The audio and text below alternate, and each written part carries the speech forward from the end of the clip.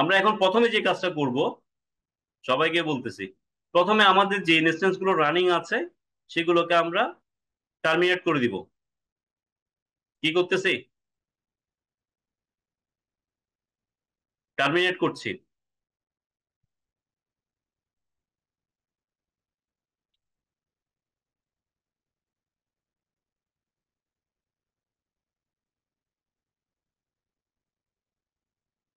এটা টার্মিনেট হোক ততক্ষণ। ওকে, এটা টার্মিনেট হচ্ছে। আমরা একটু সময় দিই, টার্মিনেট হোক। এবং এখানে কোনো, সবগুলো এখন টার্মিনেট শাটিং ডাউন হচ্ছে, তো এখানে কিছুই নাই বলতে গেলে। এখন আমরা যেটা করব, একটু লক্ষ্য করেন, এই জায়গায় একটা নিচের দিকে কি আছে দেখতেছি সবাই? Auto scaling group. আমি এটাকে কি করলাম, অটো স্কেলিং গ্রুপটাকে আমি ক্লিক করলাম, তখন হচ্ছে আমাকে ক্রিয়েট অটো স্কেলিং গ্রুপ। সবাই একটু মনোযোগ দেন। অটো স্কেলিং গ্রুপটাকে আমি ক্রিয়েট করতে যাচ্ছি। ধরুন আমরা এটাকে একটা নাম দিলাম, আমাদের জন্য আমরা যেভাবে লিখতেছি এরকম একটা নাম দিলাম। নাম দিয়া, এই যে বলছি না আপনাকে, যে অটো স্কেলিং গ্রুপে লোড ব্যালেন্স করার জন্য বা লোডটাকে মানে ইনস্টেন্স দ্বারা কি করতে পারবো, ম্যাচ করানোর জন্য আমাকে কিছু ইনস্টেন্স অটোমেটেড রান করতে হবে। এই যে অটোমেটেড রান হবে, এই অটোমেটেড রানটা আসলে কিভাবে হবে?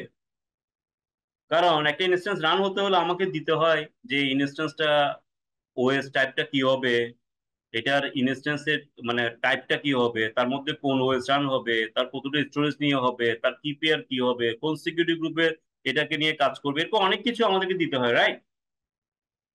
সো যেহেতু দিতে হবে, তাহলে আমাকে কি করতে হবে বলা হচ্ছে, এগুলোকে বারবার আমার ইনস্ট্রাকশনের জন্য ওয়েট না করে একটা টেমপ্লেট আমরা কি করব, ডিফাইন করব। যেটা একটু আগে বলছিলাম, এএসজি যখন তৈরি করব তখন আমাকে কি করতে হবে, একটা টেমপ্লেট তৈরি করতে হবে, যেটার আগের নাম ছিল লঞ্চ কনফিগারেশন, এখনকার নাম হচ্ছে কি লঞ্চ টেমপ্লেট।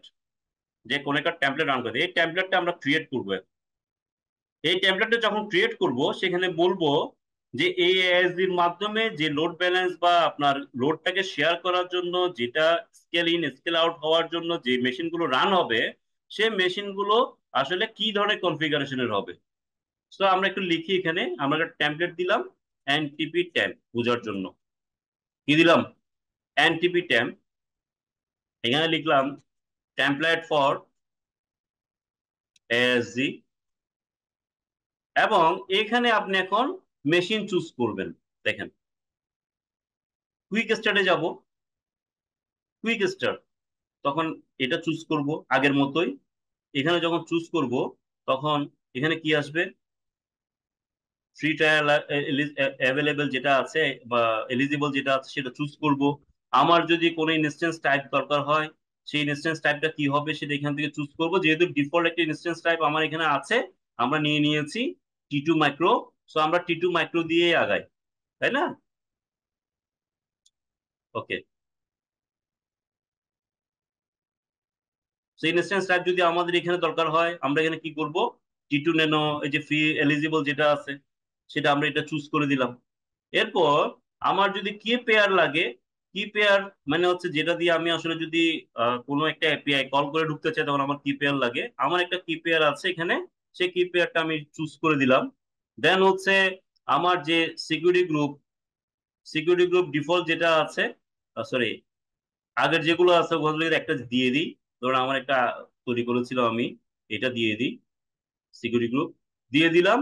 এবং আর কোনো কিছু করলাম না। যেটা আমি অ্যাডভান্স এডিশনাল করব সেটা হচ্ছে এরকম, যেটা আমরা সবসময় করে থাকি, সেই জিনিসটা আমি এখানে কি করলাম, আহ, এটা আমরা কপি করে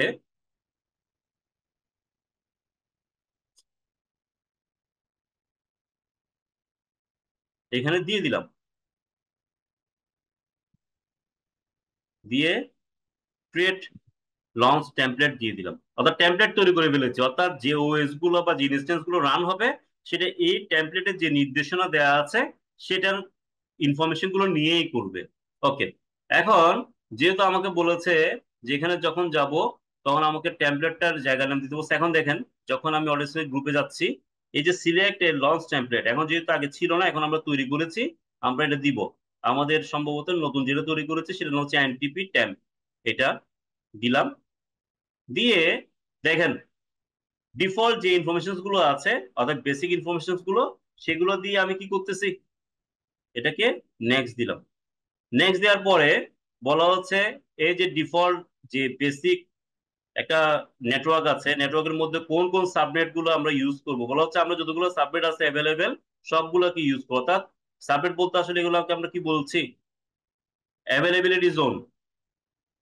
অ্যাভেলেবিলিটি জোনকে বা এজেড গুলোকে সাবনেট বলা হয়। হ্যাঁ, একটা নেটওয়ার্কের মধ্যে যখন ক্ষুদ্র ক্ষুদ্র ভাগ, যদি আমরা একটা নেটওয়ার্ক করেছি না আগে, নেটওয়ার্ক রিলেটেড জিনিসগুলো আসলে আমরা একটু পরে পড়বো, তার আগে ডিফল্ট যেগুলো আছে এগুলো নিয়ে কাজ করি। বলা হচ্ছে একটা নেটওয়ার্কের মধ্যে যে ক্ষুদ্র ক্ষুদ্র ভাগগুলো আছে সেগুলোকে আমরা সাবনেট বলছি। তো এখানকার ব্যাপারটা হচ্ছে কি, একটা রিজিয়ন, রিজিয়নের মধ্যে যে অ্যাভেলেবিলিটি জোনগুলো আছে সেগুলোকে আসলে আমরা কি বলছি এখানে, সাবনেট হিসেবে ডিফাইন করছি। আবার নেক্সট দিলাম। নেক্সট দিয়ে যে আমরা এই যে যেটা করছি সেটা নো লোড ব্যালেন্সার দিয়েও করতে পারি, অথবা আমাদের যে আগে একটা লোড ব্যালেন্সার আমরা তৈরি করে রেখেছি, সেই লোড ব্যালেন্সারের মধ্যে কিন্তু এখন কিছু নেই, শুধু নামটাই আছে। সেই লোড ব্যালেন্সারটাই আমি কি করব, ইউজ করব। এই যে লোড ব্যালেন্সার নাম হচ্ছে এটা, যেটা আমরা তৈরি করেছি আগে লোড ব্যালেন্সার। আমি কিন্তু লোড ব্যালেন্সারের বিহাইন্ডে যে ইনস্ট্যান্স গুলো ছিল সেগুলো মুছে দিয়েছি, কিন্তু লোড ব্যালেন্সারটা মুছি নাই। তার পেছনে যে মেশিন গুলো ছিল সেগুলো মুছে দিয়েছি। তো এই লোড ব্যালেন্সারটা আমি চুজ করলাম। করার পর আমাকে বলা হচ্ছে হেলথ চেক করতে পারি। হেলথ চেক, প্রত্যেকটা ইনস্ট্যান্সের নিজস্ব হেলথ চেক আছে। আবার চাইলে কি করতে পারি, লোড ব্যালেন্সার যে হেলথ চেক সেটা দিয়ে আমি ডিফাইন করতে পারি। এই হেলথ চেকটা 300 সেকেন্ড পর পরও করতে পারে, বা 5 মিনিট অন্তর অন্তর। আমরা চাইলে এটাকে একটু কমাই দিতে পারি, দরকার নেই। আমরা আসলে ডিফল্ট যেগুলো আছে এগুলোকে রেখে নেক্সট দিলাম। এই যে desired capacity, what is desired capacity, এই যে এটা হচ্ছে যখন আমরা পড়ছিলাম, একটু আগে পড়তেছিলাম, দিস ইজ ডিজায়ার্ড ক্যাপাসিটি, অর্থাৎ এই দুগুলা মেশিন আমার সবসময় রান থাকতে হবে, সেটা হচ্ছে ডিজায়ার্ড ক্যাপাসিটি। মেশিন অনেক সময় কি হতে পারে, আনহেলদি হতে পারে। আনহেলদি হলেও মিনিমাম কয়টা রান হবে সেটা হচ্ছে মিনিমাম ক্যাপাসিটি। যখন চারটা ডিজায়ার্ড ক্যাপাসিটি ফুল হয়ে যাওয়ার পরও লোড নিতে পারতেছে না, তখন আমি বাড়তি কয়টা ইনস্ট্যান্স সহ টোটাল কয়টা ইনস্ট্যান্স রান হবে সেটা হচ্ছে ম্যাক্সিমাম ক্যাপাসিটি। সেটাই আমরা এখন ডিফাইন করব। ডিজায়ার্ড ক্যাপাসিটি কয়টা দিয়েছি আপাতত, একটু দেখেন কয়টা দিয়েছি। একটা, মিনিমাম একটা, ম্যাক্সিমামটা আমরা দুইটা দিয়ে দিই বোঝার জন্য। ম্যাক্সিমাম হচ্ছে দুইটা। এখন আমরা কোনো স্কেলিং গ্রুপ তৈরি করলাম না, কোনো অটোমেটেড স্কেলিং তৈরি করলাম না, এগুলো অটোমেটেড হবে। এখন আপনি প্রথমে দেখবেন আমি এটা দেওয়ার সঙ্গে সঙ্গেই এই অটোমেটেড স্কেলিং গ্রুপের বিহাইন্ডে যে এনএলবি বা যেটা আমি লোড ব্যালেন্সিং করেছি সেটার মধ্যে অটোমেটেড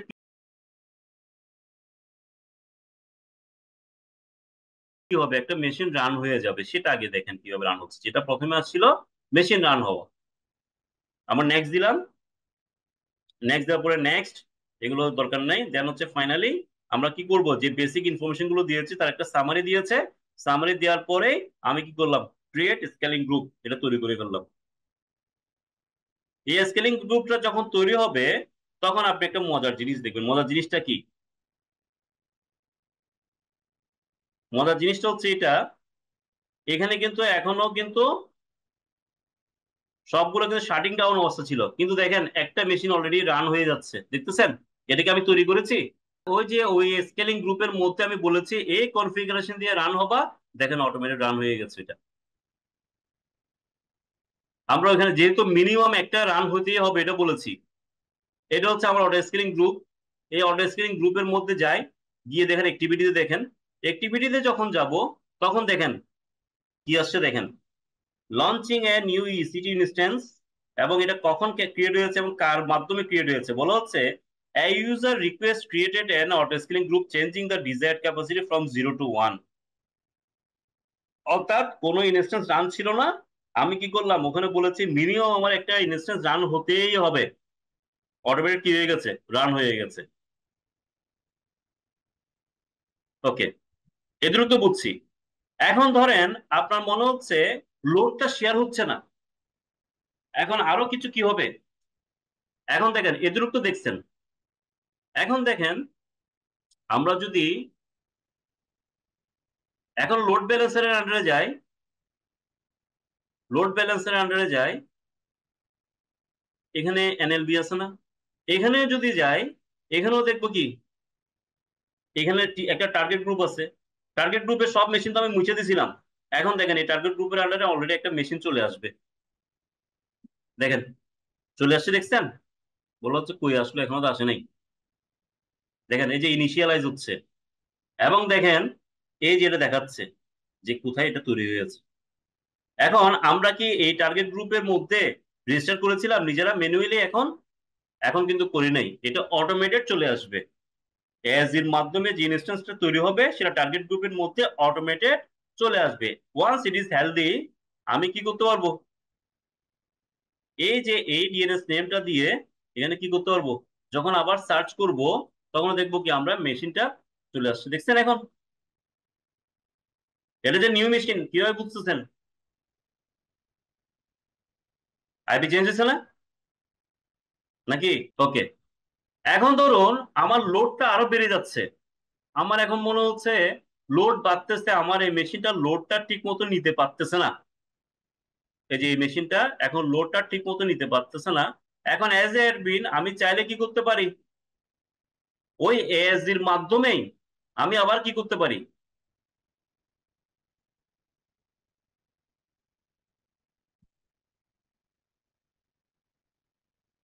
এএসডির মাধ্যমে আর একটা লোড নিতে পারি, আর একটা লোড নি। দেখেন এই অটোমেটেড স্কেলিং গ্রুপ এটা ম্যানুয়ালি স্কেলিং করতেছে এখন। এই যে এএসডি, এএসডির মধ্যে এখানে কি আছে বলা আছে না, এই যে ডিজাইড ক্যাপাসিটি কি আছে বলেন তো? ডিজাইড ক্যাপাসিটি অর্থাৎ একটা রান থাকতেই হবে, মিনিমাম একটা আর ম্যাক্সিমাম দুইটা। আমি এখানে কি করে দিলাম দেখেন, ডিজাইড ক্যাপাসিটিটা অর্থাৎ সবসময় দুইটা রান থাকতে হবে, এটা করে দিলাম, আপডেট করে দিলাম। এটা কি করে দিলাম, আপডেট করে দিলাম। এখন দেখেন অ্যাক্টিভিটিতে যান, গিয়ে হিস্ট্রিতে দেখেন,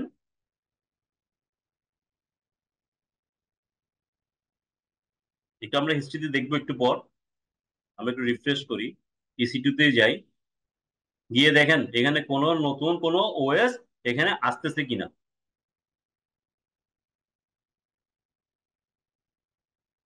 এটা প্রভিশনিং থাকবে, আস্তে আস্তে চলে আসবে, একটু পরে আসবে দেখেন। আগে কয়টা ছিল, এখন আমরা বলেছি ডিজায়ার ক্যাপাসিটি কয়টা থাকতে হবে, দেখি আমরা আসে কিনা। দেখেন এই যে ইনস্ট্যান্স দুইটা হয়ে গেছে এখানে এখন, দেখছেন? আমি ইনস্ট্যান্স দেখি এখানে আরেকটা রান হচ্ছে কিনা, একটু রিফ্রেশ করতে হবে। এই যে দেখেন হয়ে গেছে, হয়েছে কি? জি স্যার। ওকে। তার মানে হচ্ছে কি এই যে ইনস্ট্যান্স গুলো রান হয়ে যাচ্ছে অটোমেটেড, সেটা হচ্ছে আমার কয়টা ডিজায়ার্ড ইনস্ট্যান্স থাকতে হবে লোড শেয়ার করার জন্য, সেটার উপর ডিপেন্ড করে কিন্তু ওগুলো অটোমেটেড রান হচ্ছে। এই যে অটোমেটেড রান হচ্ছে এগুলো কার মাধ্যমে হচ্ছে, কারণ আমি একটা টেমপ্লেট তৈরি করে দিয়েছি তাই না আগে, সেই টেমপ্লেটের যে যে ইনস্ট্রাকশন আছে সেই ইনস্ট্রাকশন অনুসারে কি হচ্ছে, এটা রান হচ্ছে। এখন আমি যদি এনএলবি তে যাই, লোড ব্যালেন্সিং এ যাই, লোড ব্যালেন্সিং এ এখনো যখন আমি কি করব, এই এনএলবি টা দিব। এখন কিন্তু একটা মেশিন না দুইটা মেশিন বলেন তো? একটা 20, দুটো। আর একটা যদি ঠিক মতো রান হয় সেও চলে আসবে। আপনাদের কাছে তো লিঙ্কটা আছে, একটু দেখেন তার মেশিনে কোনটা রান হচ্ছে।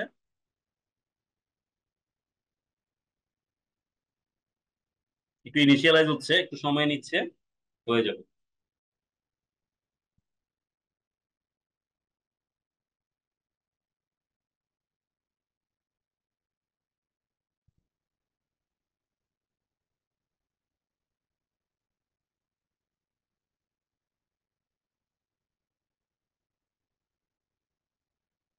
ওকে। এখন যেহেতু ইনিশিয়ালাইজ হয়ে গেছে, এখন আশা করছি আমরা অন্য ইনস্ট্যান্সটাও আমরা দেখব।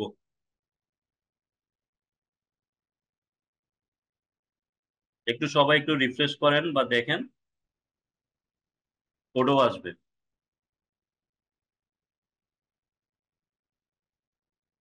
তাহলে এজ এর মিনিংটা বুঝছেন এখন?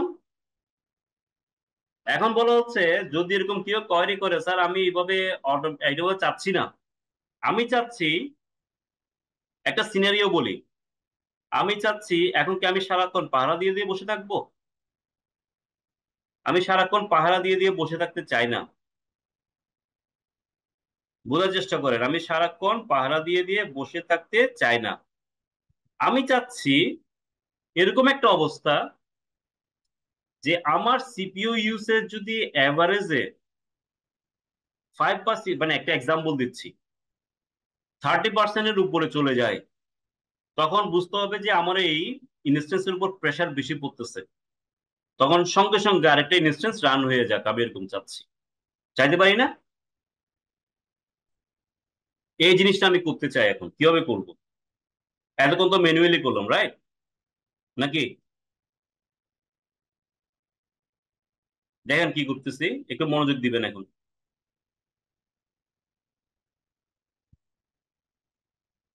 আমরা অটো স্কেলিং গ্রুপে যাই, গ্রুপে গিয়ে এটাকে একটু চেঞ্জ করে আমি আগের মতো ওয়ান করে দিই। ডিজায়ার ক্যাপাসিটি ওয়ান করে দিই। ম্যাক্সিমাম ক্যাপাসিটি অ্যাজ ইউজুয়াল যেভাবে আছে সেভাবে থাকুক। না হলে তো আমি বুঝবো না, মিনিমাম এটাতে রান হবে, যখন প্রয়োজন হবে সর্বোচ্চ দুইটা বা তিনটা, ধরো আমি তিনটাই দিলাম বোঝার জন্য, আমি এভাবে আপডেট করে দিলাম। এখন আমি ম্যানুয়ালি করবো না, আমি কি করব দেখেন, কি করতে যাচ্ছি, এই যে অটোমেটিক স্কেলিং অপশন আছে দেখতেছি, এটাতে যাব। এটাতে গিয়ে এই অটোমেটিক স্কেলিং কিন্তু তিন ভাগে হয়। একটা হচ্ছে ডাইনামিক স্কেলিং, অর্থাৎ আমি নির্দিষ্ট কিছু ইনস্ট্রাকশন দিব, একটা পলিসি তৈরি করব, ওটার উপর ডিপেন্ড করেই ওই ট্রিগার যখন ম্যাচ করবে, ওকে বলা হচ্ছে স্যার এটা কিভাবে সম্ভব, আপনি কিভাবে কিসের উপর ট্র্যাকিং করবেন? ওকে ফাইন, আমি একটু যাই। এই যে একটা ইসি2 আছে, একটা ইসি2 রান হচ্ছে। বলা হচ্ছে একটা ইসি2 রান হচ্ছে কেন? কারণ আমি একটা অলরেডি বন্ধ করে ফেলতে বলছি, সে কিছুক্ষণ পরে ওটা বন্ধ করে ফেলবে। ধরেন আমি এখানে একটা ইসি2 যখন রান হচ্ছে, ইসি2 যখন রান হয়, এখানে কিন্তু আমরা একটা মনিটরিং একটা অপশন পাই, তাই না? এটা একটা মনিটরিং অপশন দেখতেছি।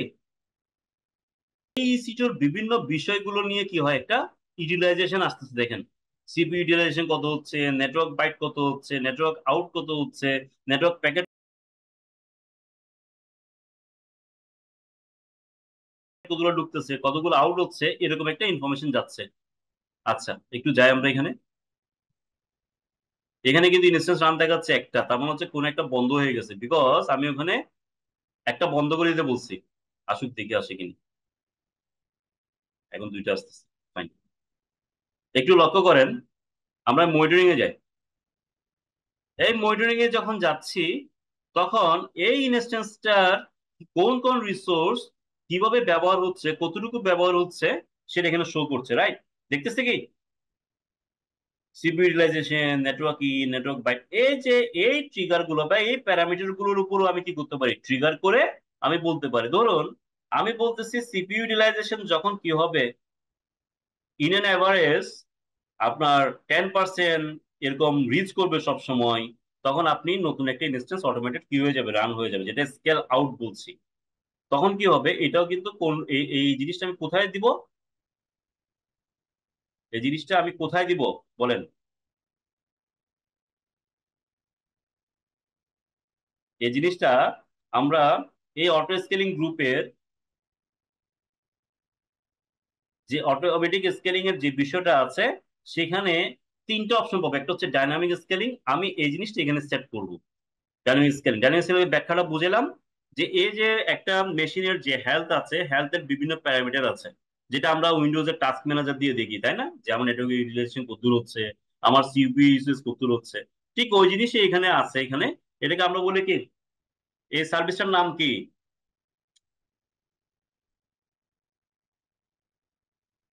এটা হচ্ছে কি ক্লাউড ওয়াচ নাকি? জি স্যার। প্রত্যেকটা ফিচার, প্রত্যেকটা ফাংশন ঠিক মতো কাজ করছে কিনা, এগুলো মনিটর করার জন্য এখানে টাস্ক ম্যানেজার লাইক একটা সার্ভিস আছে বা ফিচার আছে, যেটাকে আমরা ক্লাউড ওয়াচ বলি। কি বলি এটার নাম?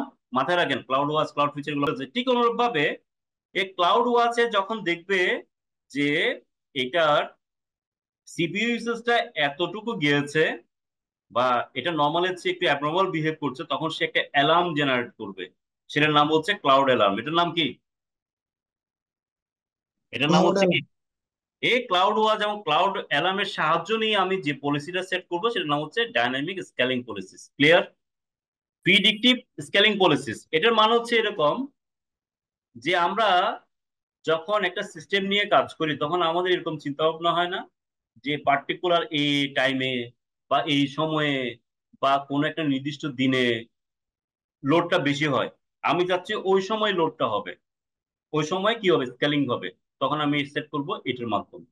আবার এরকম চাচ্ছি যে একটা শুক্র এবং শনিবারে লোড বেশি হয়, শুক্র আর শনিবারে 5টা থেকে রাত 10টা পর্যন্ত লোড বেশি হয়, তখন আমি কোনটা সেট করব? Schedule action. বুঝে গেছে? এভাবে আমরা সেট করতে পারি। সো আমরা আজকে যেটা করব সেটা হচ্ছে ডাইনামিক স্কেলিং পলিসি। এটা যখন ক্রিয়েট করছি কিভাবে করতেছি দেখেন। এখন টার্গেট ট্র্যাকিং করতেছি, টার্গেট ট্র্যাকিং অর্থাৎ যে টার্গেটটাকে নিয়ে কাজ করছি সেই টার্গেটটাকে ট্র্যাক করে যেটা আসছে সেটাকে আমরা ডিফাইন করতেছি।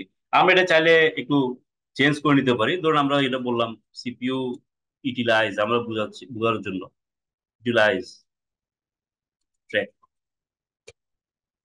এরকম একটা নাম দিলাম। এখানে অনেকগুলো অপশন আছে, আমি তার মধ্যে শুধুমাত্র সিপিইউ ইউটিলাইজেশনটা নিলাম। আমি নিয়ে বললাম এটা যদি 10%-এর অ্যাভারেজে 10%-এর বেশি হয়, টার্গেট ভ্যালু অ্যাভারেজে 10%-এর বেশি হয়, সঙ্গে সঙ্গে কি হবে, এটা কি হবে, স্কেলিং হবে, অর্থাৎ স্কেলিং পলিসি, অর্থাৎ স্কেলিং আউট হবে। হ্যাঁ, আমরা এটা যেহেতু করতেছি এটা হচ্ছে স্কেল আউট হবে, অর্থাৎ ইনস্ট্যান্স বাড়বে। আমি এটা দিয়ে দিলাম। দিয়ে আমি কি করলাম, এটাকে এনাবল করে দিলাম। এটা কি করলাম,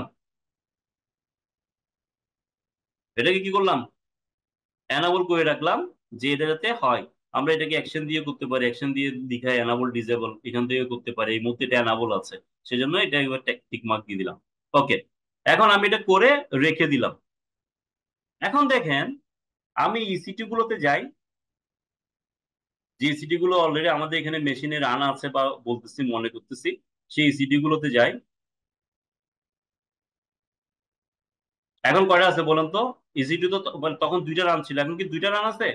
যেহেতু আমি কি করেছিলাম, এএসজি তে আবার যাই, আগের কথা বলতেছি, আমরা মাঝখানে দুইটা অটোমেটেড রান করেছিলাম। এএসজি তে যখন গেছি তখন অ্যাক্টিভিটিতে দেখেন এই যে আমি বারবার চেঞ্জ করছি না, যে প্রথমে কি করছিল একটা ছিল, পরে 1 থেকে 2 তে নিয়ে গেলাম, 2 থেকে আবার কি করলাম, একটা কমাই দিলাম, আবার আগের জায়গায় চলে আসছে, সেটা টার্মিনেট হয়ে গেছে। তো সেজন্য এখন দেখাচ্ছে কি, মিনিমাম একটা ইসি2 দেখাচ্ছে আপনার এখানে রান, একটা ইসি2। তো আমরা রিফ্রেশ করি, তাহলে আমরা দেখবো এটা ইসি2 কয়টা রান হচ্ছে, কয়টা রান হচ্ছে, একটা। এখন এই যে ইসি2টা রান হচ্ছে এটা যদি মনিটর করি আমরা, কি হচ্ছে দেখেন, এখানে কি কোনো কাজ দেখতেছি? সর্বোচ্চ কতটুকু গেছে পিক, সর্বোচ্চ কতটুকু পিক, 2%, তাই না? এর বেশি কি গেছে?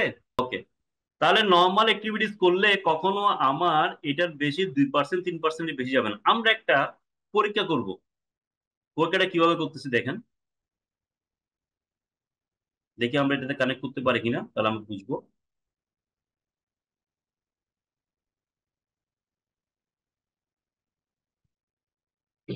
আমরা এখানে কত সেট করেছিলাম মনে আছে? আবার ঘুরে আসি, কত সেট করেছিলাম?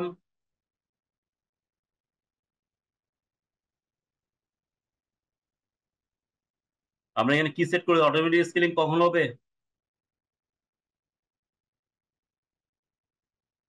কি হবে এখানে,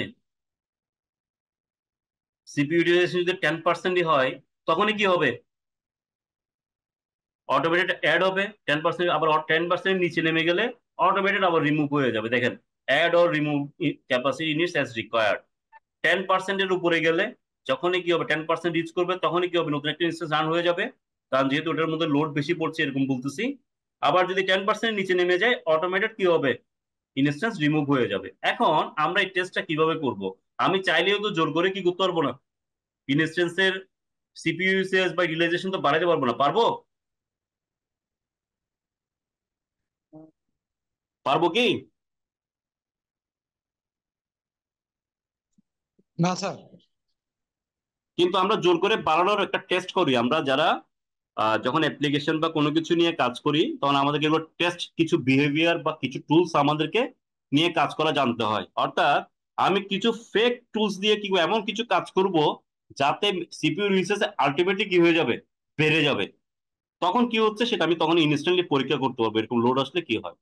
দেখেন আমি কি করতেছি, এই লিঙ্কটা আপনারা নিয়ে নিন, আমি আপনাদেরকে দিয়ে দিচ্ছি।